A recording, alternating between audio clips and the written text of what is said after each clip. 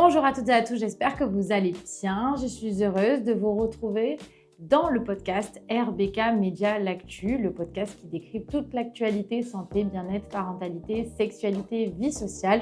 RBK Média L'Actu est produit par RBK Média, un média libre et indépendant.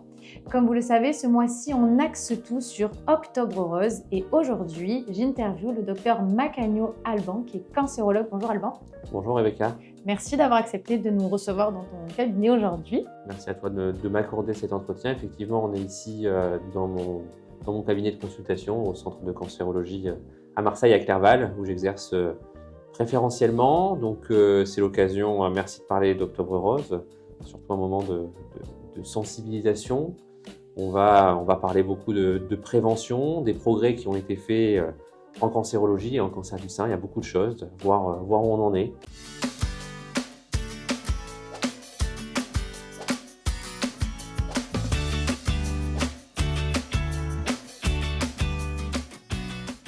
Quels sont aujourd'hui les principaux facteurs de risque du cancer du sein?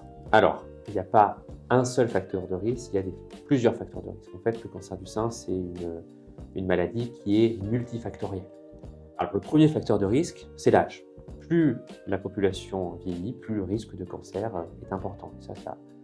Ça vaut pour tous les cancers, mais c'est un facteur de risque du cancer du sein. Et c'est pour ça qu'on axe les stratégies de dépistage pour les cancers du sein, la mammographie pour la population générale, pour un risque standard pour la population générale, et les mammographies sont recommandées à partir de 50 ans. Il y a bien sûr d'autres facteurs de risque. On sait que l'alcool est un facteur de risque, le tabac, la sédentarité, c'est-à-dire de ne pas faire d'activité physique, c'est très important, l'activité physique, on en reparlera, l'exposition prolongée aux hormones, ça peut être aussi un facteur de risque. Donc, et bien sûr, il y a les antécédents familiaux. Quand on parle de cancer du sein, on a tous en tête l'histoire de Angelina Jolie et ce qu'on appelle les prédispositions génétiques, par exemple les mutations BRCA, qui peuvent augmenter de manière importante le risque de cancer du sein. C'est pour ça que c'est toujours très important dans notre prise en charge de retracer l'histoire familiale de cancer du sein, mais aussi d'autres cancers gynécologiques. Tu parles d'exposition prolongée aux hormones. Quelles hormones? Alors, c'est les hormones… des facteurs… la pilule, par exemple? La pilule, j'ai oublié de la poser cette question. Voilà. Parce qu'on se la pose toutes. Effectivement, il peut y avoir un petit risque sur la prise prolongée de la pilule. Après, la contraception, c'est une avancée majeure. Il faut tout mesurer. Mais l'exposition prolongée à des traitements hormonaux, bien sûr, c'est à discuter au cas par cas avec son gynécologue. Est-ce qu'il existe au contraire des facteurs protecteurs efficaces et dans quelle mesure peut-on réellement prévenir certains cancers? Bien sûr. Là, on va axer sur le cancer du sein. Bien sûr, heureusement qu'il y a des facteurs protecteurs. Le premier facteur protecteur, c'est peut-être l'activité physique. Et c'est ce que je recommande à toutes mes patientes. C'est-à-dire l'activité physique protège peut protéger contre le cancer, mais aussi faire du sport, ça permet de mieux supporter les traitements et surtout de diminuer le risque de récidive. Alors, on a de larges études scientifiques qui montrent que faire du sport faisait partie intégrante du traitement et diminuer le risque de récidive. Ça a été publié dans des journaux scientifiques, c'est très important.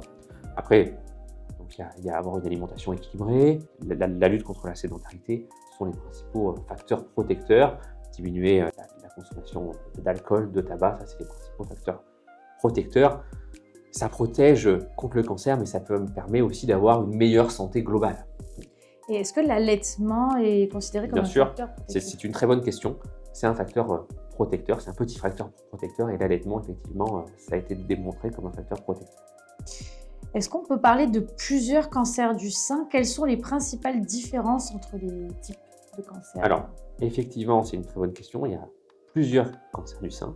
En fait, l'analyse, durant ces dernières années, on a fait beaucoup de progrès dans la biologie, dans la recherche, et on a montré qu'il y avait plusieurs cancers du sein. Le cancer du sein le plus courant, c'est ce qu'on appelle le cancer du sein hormonodépendant, qui est sensible aux hormones, que sont les oestrogènes et la progestérone. Il y a les cancers du sein qu'on appelle HER2, qui sont liés à une protéine qui s'appelle HER2, qui surexprime cette protéine. Donc avant, ces cancers du sein étaient agressifs. Et on a mis en évidence, on a fait des progrès et on a pu cibler cette protéine HER2 en proposant des thérapies anti-HER2, et ce qui a amélioré de façon exceptionnelle le pronostic des patientes qui avaient ce cancer initialement agressif. Et puis après, il y a une troisième catégorie, c'est les cancers qui n'expriment ni la protéine HER2, ni les récepteurs hormonaux. Et ce qu'on appelle les cancers, les tumeurs dites triple négatives. Ce sont des tumeurs un peu plus agressives. Mais pareil, les dernières années, on a fait de larges progrès. Et pour ces cancers, on peut utiliser l'immunothérapie. Donc vraiment, on a un large panel de traitements pour pouvoir traiter de manière personnalisée, parce que c'est vraiment le but, c'est d'avoir un traitement personnalisé à la biologie, mais aussi à la patiente, à ses antécédents. Et donc, toutes les décisions, c'est pour ça que toutes les décisions sont assez complexes et se prennent de manière collégiale. On fait des réunions chaque semaine pour prendre la meilleure décision pour chaque patiente. Parce que justement, voilà, donc il y a des protocoles de prise en charge. Et comment est-ce que vous les adaptez à chaque patiente? Est-ce qu'il y a un peu des protocoles types? Tu dis qu'on adapte à la patiente, mais juste pour qu'on comprenne. Alors, il y a toujours, dans les grandes lignes, il y a toujours des référentiels, c'est-à-dire que les protocoles sont établis par ce qu'on appelle des sociétés savantes, c'est-à-dire pour les cancers du sein localisés, on doit faire ça, et ça c'est quelque chose qu'il faut appliquer. On applique des référentiels. Donc ça c'est des référentiels nationaux, internationaux, mais chaque patiente est différente, chaque biologie est différente, et donc c'est pour ça qu'on a une médecine personnalisée. Les grands traitements du cancer, le cancer du sein localisé, c'est la chirurgie. La radiothérapie, on a amélioré ces techniques, bien entendu. J'ai comme domaine de surspécialisation la radiothérapie, et on a fait des progrès très importants sur la radiothérapie. On a une radiothérapie en moins de séances, beaucoup plus précise, on a des appareils très performants. Pour certains cancers aussi, on utilise l'hormonothérapie, les cancers hormonodépendants, et des traitements toujours de type chimiothérapie, thérapie ciblée, immunothérapie. On a parlé tout à l'heure de l'immunothérapie. L'immunothérapie, ce sont des nouveaux traitements. En fait, pour être bref, l'immunothérapie, les cellules cancéreuses, elles arrivent à se cacher du système immunitaire. Et le but de l'immunothérapie, c'est de lever un petit peu le voile sur le manteau et de faire en sorte que les défenses naturelles de la patiente puissent prendre le relais et se battre et attaquer les cellules cancéreuses. Donc ça, c'est une superbe avancée dans le traitement des cancers, plus ça, notamment aussi, on l'avait mis en évidence avant pour certains autres cancers. Donc, et on a aussi d'autres traitements beaucoup plus précis, c'est ce qui montre les progrès de la médecine. On a ce qu'on appelle des anticorps conjugués, en fait, c'est des super missiles, c'est-à-dire qu'on a un anticorps qui est un GPS et qui va aller attaquer directement la cellule malade, la cellule cancéreuse, je veux dire, en larguant la chimiothérapie de façon spécifique. Et donc, ça permet au traitement d'être plus efficace parce que on agit moins sur les cellules saines. Il y a toujours de la chimiothérapie, mais on a développé des traitements qui permettent d'être plus efficaces, de cibler certains déterminants du cancer, tout en protégeant la patiente de certains effets secondaires. Ouais, c'est ça. Voilà. Mais souvent, donc, vous conjuguez un peu toutes les... Effectivement, dans le cancer du sein localisé, il y a toujours une séquence. Tu peux nous dire à peu près dans les grandes lignes? En grande, lorsqu'il y a, par exemple, pour la prise en charge du cancer localisé, pour être simple, il y a une mammographie de dépistage. On fait un prélèvement pour avoir un diagnostic, ça s'appelle une biopsie du sein. Là, on aura le profil de la tumeur. Souvent, on commence par la chirurgie. Il faut enlever la lésion quand on a un cancer du sein localisé. Puis après, on analyse la pièce opératoire. Et on voit s'il y a des facteurs d'agressivité ou non, s'il y a des ganglions qui sont atteints par la maladie.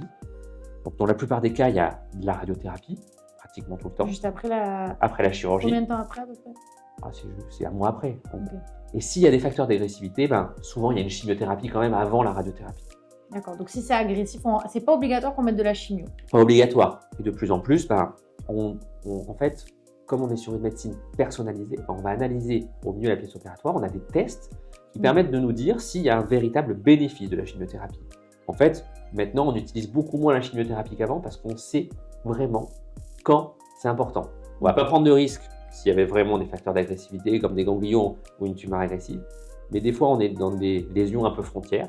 Et là, on a des tests, ça nous permet de nous dire s'il faut faire la chimiothérapie. Avant, on la faisait beaucoup plus souvent. Mais maintenant, le but, c'est d'avoir un traitement efficace, de diminuer le risque de récidive, mais aussi de préserver la patiente lorsqu'elle n'a pas besoin de ces traitements. Il y a des récidives s'il reste des cellules cancéreuses. Exactement. Et la chimiothérapie, c'est quoi les principaux effets indésirables de la chimiothérapie et de la radiothérapie? Alors, la radiothérapie. Et de l'hormonothérapie. Ça fait beaucoup de questions. Alors, l'hormonothérapie, c'est lié pour être simple, c'est exacerber les effets un peu de la ménopause. D'accord. La fatigue, des problèmes articulaires, des bouffées de chaleur. Ça peut arriver essentiellement. La chimiothérapie, tout dépend du type de chimiothérapie, mais c'est vrai que dans le cancer du sein, il y a beaucoup de chimiothérapies qui font perdre les cheveux. Donc, ça doit être dur.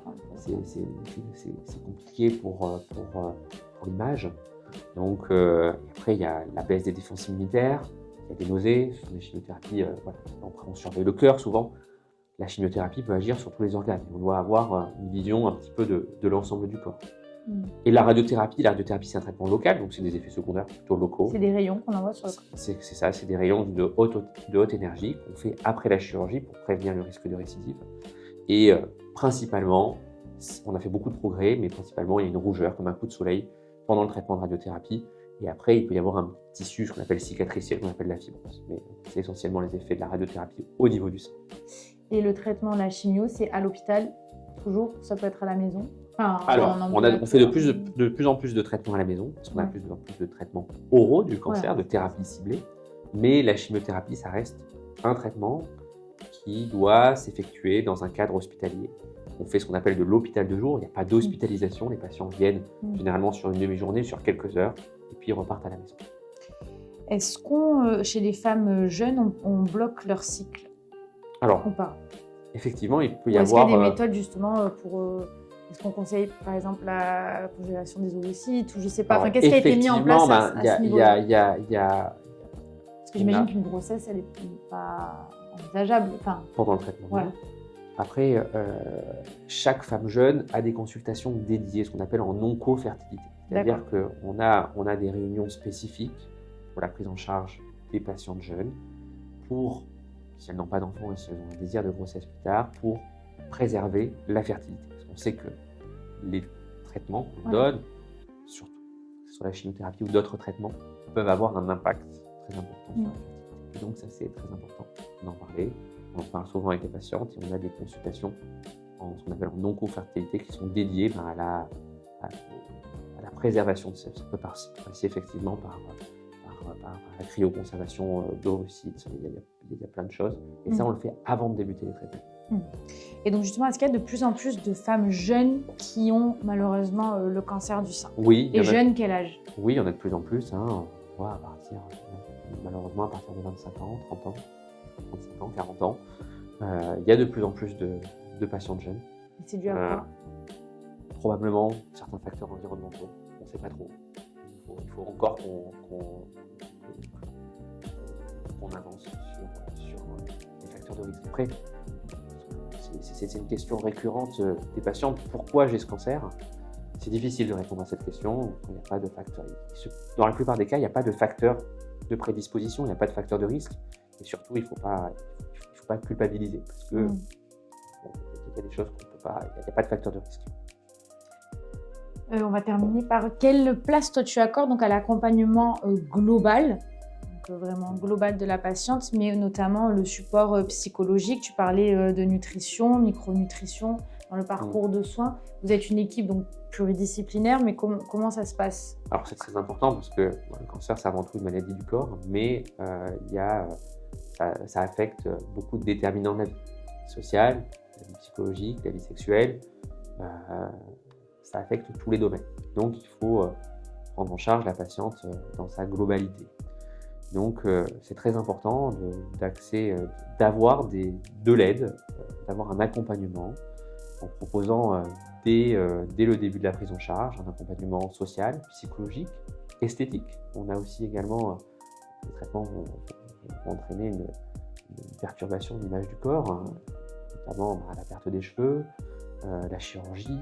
Et donc, c'est important. Donc, on a des associations, des intervenants qui nous aident, qui aident les patientes à proposer prestations qui permettent de mieux vivre avec la maladie. La nutrition, c'est important. Pareil, on a des nutritionnistes qui peuvent accompagner les patientes. de l'activité physique. Hein. L'alimentation peut impacter le traitement du cancer. Il faut alors, concernant l'alimentation, on a montré effectivement qu'il y avait certains aliments à privilégier pendant le traitement. Il faut avoir une alimentation équilibrée, il faut maintenir son poids. Voilà, il faut maintenir une activité physique. Le but, c'est pas de perdre du muscle. Et donc, il faut un accompagnement. De ce côté-là. Tous les accompagnements sont bons à prendre. C'est ce que je dis à mes patientes. Il faut être vigilant sur certains points, sur certains aliments, sur certains compléments alimentaires, hein, puisqu'il peut y avoir des interactions avec nos traitements. Et donc, ça, c'est toujours important de s'en référer à des spécialistes. Et c'est important de le signaler. De pouvoir discuter. Regarder tout ce qui peut apporter du bien-être à la patiente, il faut le faire. Il y a la sophrologie, il y a beaucoup de choses. Mais c'est très important d'en référer à un spécialiste. On travaille tous avec des instituts qui proposent tous ces soins de support pour encadrer au mieux et prendre en charge la patiente vraiment dans sa globalité, que ce soit sur la prise en charge sociale, psychologique, sexuelle. Il y a beaucoup de choses. Et combien de temps en général c'est combien de temps les traitements à peu près? Alors ça dépend. Un cancer du sein localisé, il y a la chirurgie, après il y a généralement 3 semaines de rayon, et puis après il peut y avoir de l'hormonothérapie pendant 5 ans. Donc c'est des traitements qui sont au long cours. Après les cancers plus agressifs, il y a des traitements qui peuvent durer 1 an, 2 ans, mais c'est des traitements qui sont quand même au long cours. Donc on a besoin de l'adhésion des patientes, et le véritable enjeu de la prise en charge, c'est qu'il y ait une véritable alliance entre le patient et son médecin pour discuter de la meilleure prise en charge, des doutes, que vraiment qu'il y ait une relation de confiance. Merci beaucoup, Alban. Est-ce que tu as quelque chose à ajouter avant qu'on termine? Si on a oublié un truc. Non, je pense qu'on a parlé de beaucoup de choses. On a parlé de beaucoup de choses sur le cancer du sein. Je pense que Octobre Rose permet de mettre en lumière tout d'abord les patientes. Hein, je pense que c'est très important. Les associations de patientes aussi, il y en a beaucoup, et ça permet d'aider les patientes, de communiquer sur le sujet, d'avoir des regards croisés et de rapprocher. Donc, j'aime beaucoup faire des manifestations parce que ça nous permet d'exercer une médecine avec les patientes, ça nous permet d'exercer une médecine plus humaine. Et c'est vrai que le retour des patientes nous porte pour exercer une meilleure médecine. Combien de femmes en France sont atteintes du cancer du sein? On estime à peu près un peu plus de 60 000 cas par an. Ce qui est important, c'est que le dépistage a permis de détecter de plus en plus tôt le cancer, et plus de 85%, voire plus de 90% des cancers du sein sont détectés à un stade localisé, et donc plus de 80%, voire plus de 85% des patientes sont guéries de leur cancer du sein. Plus on détecte tôt, plus on guérit.